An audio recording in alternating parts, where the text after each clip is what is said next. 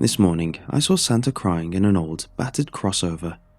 One of the back tires had been replaced with a donut, and I could see the small clothes rod hanging up in the space behind the front seat where the large man sat, shuddering as he rested his wet face on white-gloved hands that gripped the car's steering wheel as though it was the only life preserver bobbing in a black and wintry sea. It wasn't the real Santa, of course. The Harvest Mills Mall couldn't afford both a cookie shop and a pretzel store, so the idea that they could pull the real deal seemed highly unlikely. Besides, I knew this guy, or at least knew of him. This weeping Santa was Taylor Lemons, a town drunk and regional cautionary tale. A few years earlier, his kid had disappeared around Christmas, never to be seen again. Before the holiday rolled around again, he had lost everything. His wife left him, he started drinking all the time, and before long, his lucrative job as IT manager for the big office park outside of town went the way of his wife and little boy. It wasn't a small town exactly, but it was small enough that word got around. Whispered gossip of all that he had lost, men and women recounting the tale, embellishing it, wrapping it in the soft, smooth trappings of sympathy and regret, as though they hated so much what had befallen the man called Taylor Lemons. But beneath that wrapping was a sharper, nastier thing, a preserved sense of glee and voyeuristic sadism. A look that would steal across their face as they recounted the implosion of a human life, a look that said they were glad it had happened, that maybe this man's misfortune confirmed their own good luck, or how high their chosen God held them in esteem. Or, at the very least, it was a sign that the angel of despair had passed by their own door without pause, thrown off by the scent of blood already shed. Watching this man in his late 40s, tarted up in a shabby Santa costume as he sat in his car sobbing, I didn't feel any glee or sense of blessing. I only felt shame and sadness, and oddly enough, guilt. I almost went over and checked on him, tapped on his window and wished him a Merry Christmas, or at the very least, asked if he was okay. But then he glared up, and my motivation withered. His eyes were so red and so hungry, so raw and alone, I couldn't deal with that. I didn't know him. Nothing I could say would help. And what if he was crazy or dangerous? So instead, I just gave him a little wave and went on my way. I could hear Uncle Mike's loud mouth before I made it through the front door. I knew he was coming for Christmas, of course, but the knowing had done little but give me the constant needle prick of presided dread, anticipation of loud stories as he steamrolled every conversation, awkward tension as he slowly got drunk and more obnoxious before turning the inevitable corner of being overly sensitive and apologizing to everyone for being such an asshole. So, as far as I could tell, he only came because he was bored and lonely, and we only invited him because Mom felt sorry for him. But whatever the motivations, it got harder to stomach every year, and I found myself thinking of excuses to go run errands or hide in my room as much as possible. I closed the front door softly, hoping I could scoot through to the back of the house without anyone noticing, but... Lottie, come here, girl. Give Uncle Mike a hug. He was already to me before I turned around good, crushing me in an awkward bear hug that flooded my nose with the smell of stale beer and clove cigarettes. Letting out a rumbling laugh, he swung me under his arm and guided me toward the living room. Come see what I brought to liven up our Christmas. My eyes had already found it. A monstrosity of a tree, crowded into the back half of the living room. It had clearly been cut down quite a bit, and it still pressed against the ceiling as though it planned to burst through the roof and reach out into the sky. Mom was stringing lights on it while Dad watched her work dubiously. It's big. I looked back to Dad, trying to keep the irritation out of my voice. What happened to our tree? He went to answer, but Mom beat him to it, a strange smile on her face. We put it back up, dear. Mike was good enough to bring this beautiful thing, so we had to make room for it. Isn't it great? I stared at her. Yeah, great. Glancing at Mike, I couldn't help but add, But the old tree was pretty great too. Mike grinned and gave me a squeeze. No, I saw that thing. It was old and ragged, artificial too, no smell. He sucked in a deep breath. You smell that? That's the real stuff right there. Smells like Christmas. I slid out from under his arm. Where'd you get it? It's gigantic. My uncle hugged his finger in his belt. Got it from a new job. Security and ranger for the Mercer estate up north. Lots of woodland. He jerked a thumb towards the tree. One of the fringe benefits is getting to bring a kick-ass tree for Christmas. I wanted to ask if he'd actually asked permission to take one of the trees he was supposed to be guarding, but I suppressed the urge. No point in stirring up drama this early. Things would inevitably go downhill without my help anyway. What's that noise? Mom glanced at my father with a raised eyebrow. What noise? It was getting late now. Dinner had been eaten, a single present had been unwrapped by everyone, and now we sat in the stupor, staring at some sappy greeting card movie on TV, while Mike punctuated the bad acting and heartless chipper soundtrack with thick, wet snoring sounds that made me more than a little queasy. Dad was sitting up more now. There's a funny squeaking sound coming from somewhere. He glanced around before locking onto the tree. I think it's coming from that thing. Mom frowned at him. I doubt that seriously. You think there's a squirrel in there like in that movie? He returned a frown, irritation wrinkling his brow. No, but I know what I... He froze for a second, cocking his head like a dog, catching a sign of his quarry. There, did you hear it? I nodded. I had heard something. A strange, softly shrill sound, like a screen door squeaking shut in the distant room. But the noise hadn't been far away. Dad was right. It was coming from the tree. He was on his feet now, pulling out his phone to turn on his light while walking up to it. I could tell Mom was getting ready to poke fun at him, but I didn't think it was going to matter. He was determined looking as he reached the tree and lifted one of his heavy branches. I could only see the side of his face, but it was enough to see him squint as he shined the light into the dark interior of the tree, enough to see his eyes widen as something small and black leapt out onto his face. He stumbled back with a scream, which was all the opening the thing needed. It scuttled from his chin and was gone inside as he fell to the floor and began thrashing as he clawed at his throat.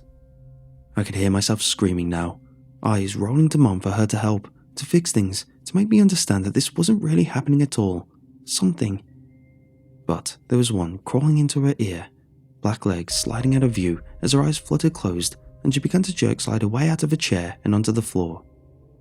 My last hope, unconscious Mike, was no hope at all. He hadn't stirred in the commotion, and even as I reached out to shake him awake, I heard a screeching sound as something sailed past my face and landed on his chest.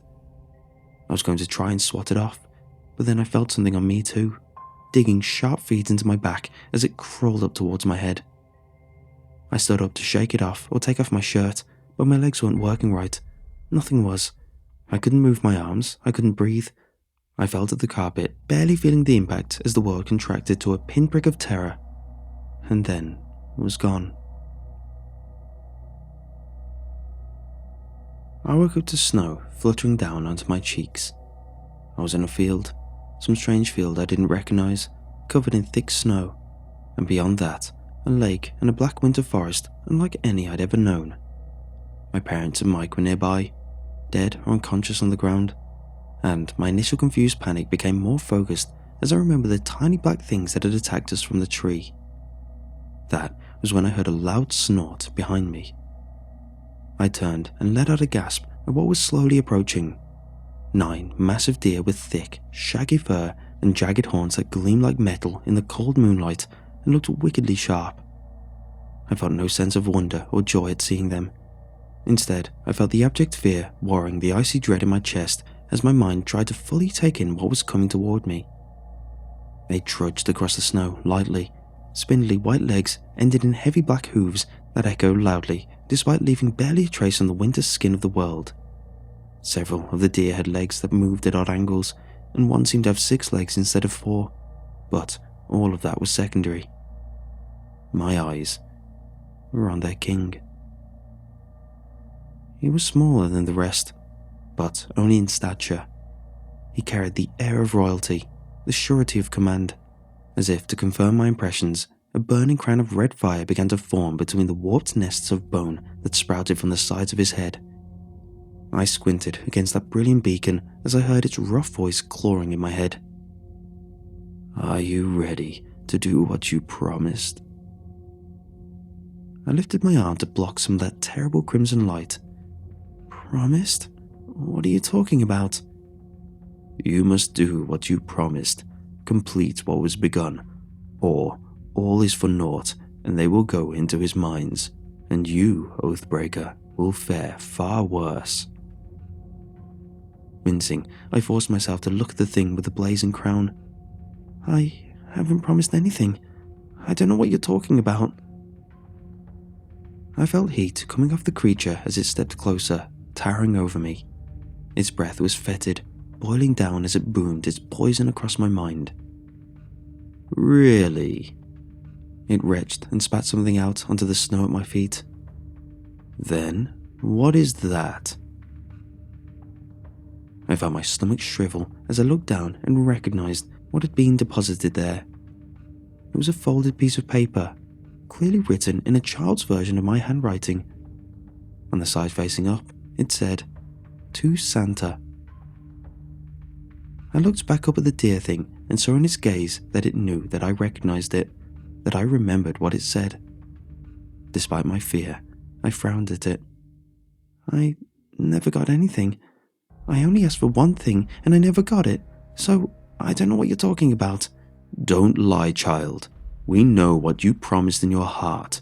You saw the boy that very day, hated him just for the sake of hating. How happy he seemed when you were so sad and lonely, with your shabby toys and shabby friends and shabby life. So you went home and wrote a letter asking for one thing you wanted most in the world, that you'd do anything for it, give anything for it, and you deserved it, you said, because you had been such a very good girl that year." Taking a step back, I glanced around desperately. Should I try to run? Where could I go? And what about my family? What do you want me to do? The voice thundered again in my skull as the world broke apart. "What you've done already. Just remember it. And do it again." I shivered against the cold as I looked up at the second floor of the house. I thought I knew what window was Toby's, but I couldn't be sure. The idea of being out at night, all alone and up to no good, scared me, but it excited me too. And this was the riskiest part. If I could get him to the window, I could talk him outside. I was good at talking people into things, especially kids my own age. So I threw a pebble, then a second. As I was readying a third, the boy came to the window. He looked sleepy and a little scared until he saw me stand up from the bushes. I was a year older than him, and I knew he liked me, thought I was cool. It only took a few moments of whispered encouragement to get him to put on his coat and come down to the yard. I had something cool to show him after all. He didn't get nervous until we were 5 minutes into the woods behind his house. Scared didn't come until I was hitting him over and over with a rock until he didn't move anymore. There was a large overflow pipe nearby. I hadn't known it was there, had never been in those woods before, but I hadn't had any trouble finding it when the time came. Even then, I guessed they'd find him eventually. One day, the next week, I'd hear about how little Toby Lemons was beaten to death and found in the drain pipe, and I'd have to act surprised and sad. But they never did find him, and I never got what I wanted, and before long it was easy to think it had never happened at all, until the deer brought me back to it, had me do it again, choose it again, and I felt his head give as I mashed that rock down into his stupid face. I gagged at the stench of the reindeer as it came back to me now.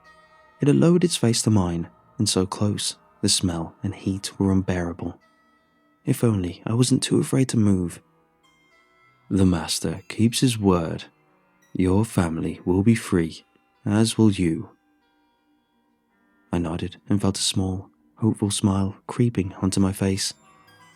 When they wake, you will all be back in your beds, and they won't remember what happened to them, but they will remember your fulfilling of the pact, what you did in the woods. Gasping in cold air, I shook my head. No, they never knew that, any of that. There was a rumbling from the creature that might have been a laugh. They do now. With that, the creature turned and began walking away, the procession of horrors parting for him even as he paused to look back. Giving me a final baleful glare, he retched something else out onto the snow before turning to walk away. I recognized it before it hit the ground, though I'd only ever seen one on TV, years ago. I heard the burning deer's mocking voice in my head again. Here's what you asked for, what you deserved for being such a good girl. Enjoy your new doll.